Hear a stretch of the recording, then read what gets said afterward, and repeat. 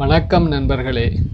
SJ stock Tamil மற்றும் SJ technology பக்கத்துக்கு உங்களை அன்புடன் வரவேற்கின்றோம்.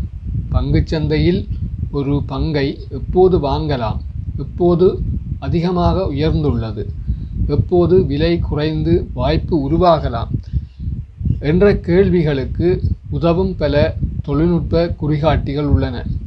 அவற்றுள் மிகவும் பிரபல்யமான மற்றும் அதிகம் பயன்படுத்தப்படும் ஒரு மொமெண்டம் இண்டிகேட்டர் தான் RSI, relative strength index.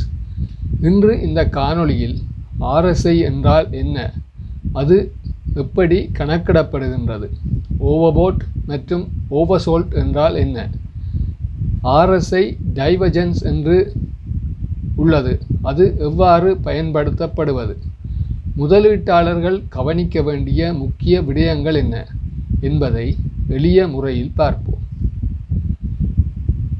RSI என்றால் என்ன? RSI என்பது ரிலேட்டிவ் ஸ்ட்ரென்த் இண்டெக்ஸ் என்பதன் சுருக்கமாகும். இது ஒரு பங்கின் விலை கடந்த காலங்களில் எந்த வேகத்தில் உயர்ந்தது அல்லது குறைந்தது என்பதை அளக்கும் ஒரு மொமெண்டம் ஆக்சிலேட்டர் ஆகும். RSIயின் மதிப்பு பொதுவாக 0 முதல் 100 வரை இருக்கும். பொதுவாக டெக்னிக்கல் அனலைசிஸ் இல் RSI கணக்கிடுவதற்கு 14 பீரியட்ஸ் அல்லது 14 நாட்கள் பயன்படுத்தப்படுகின்றது. RSIயின் முக்கிய நிலைகள். RSIயில் 2 முக்கியமான பகுதிகள் உள்ளன.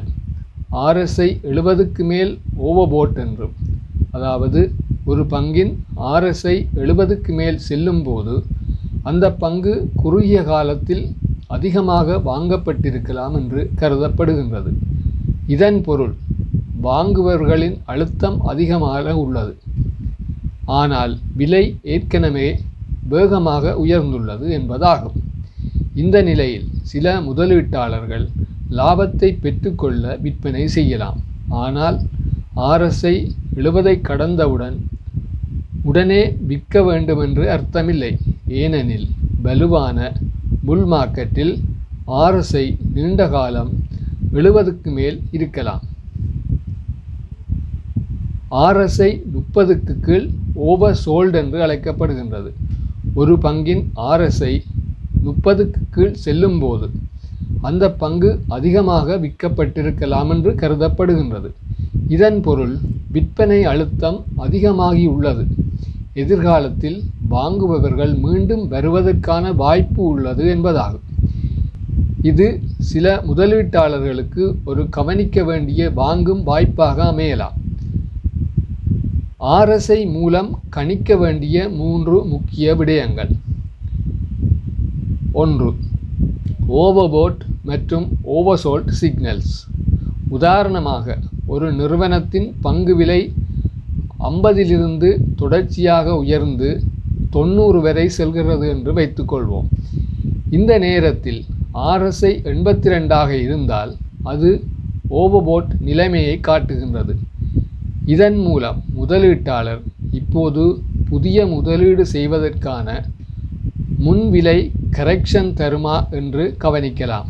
அதேபோல ஒரு நல்ல நிறுவனத்தின் பங்கு சந்தை பயத்தினால் அதிகமாக வீழ்ச்சியடைந்து RSI 30க்கு கீழ் சென்றால் இது ஆராய வேண்டிய ஒரு வாய்ப்பாக இருக்கலாம். B. RSI டைவர்ஜென்ஸ் மிகவும் முக்கியமான பகுதி.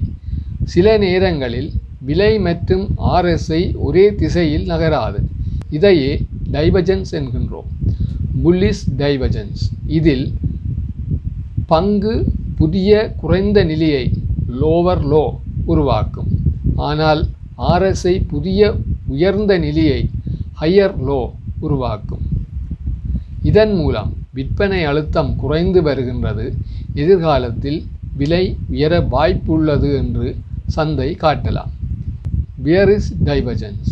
இதில் பங்கு விலை உயரத்தை ஹையர் ஹை உருவாக்கும். ஆனால் RSI கீழ்நிலையை லோவர் ஹை உருவாக்கும். இது விலை உயர்ந்தாலும் மொமெண்டம் பலவீனமடைகிறது என்பதை காட்டலாம். C. RSI trend line break out. விலை சார்ட்டில் ட்ரெண்ட் லைன் வரைவது போலவே RSI மீதும் ட்ரெண்ட் லைன் வரையலாம். RSI தனது ரெசிஸ்டன்ஸ் அல்லது சப்போர்ட் ட்ரெண்ட் லைனை உடைக்கும் போது அது எதிர்கால விலை மாற்றத்துக்கான ஒரு முக்கிய அறிகுறியாக இருக்கலாம். CSE சந்தை உதாரணம். கொழும்பு பங்குச்சந்தை ASPI இண்டெக்ஸை எடுத்துக்கொண்டால் சந்தை சரிவை சந்திக்கும் காலங்களில் RSI குறைந்து ஓவர்சோல்ட் பகுதிக்கு அருகில் செல்லும். உதாரணமாக RSI 40க்கு கீழ் சென்று 30 பகுதிக்கு அருகில் வந்தால் சந்தை விற்பனை அழுத்தம் குறைந்து டெக்னிக்கல் ரீபவுண்ட் ஏற்படுமா என முதலீட்டாளர்கள் கவனிப்பார்கள். ஆனால் RSIயை மட்டும் வைத்து முடிவெடுக்காமல் சந்தையின் நிலை, நிறுவனத்தின் அடிப்படை தகவல்கள் மற்றும் வேல்யூவேஷன் ஆகியவற்றையும் பார்க்க வேண்டும்.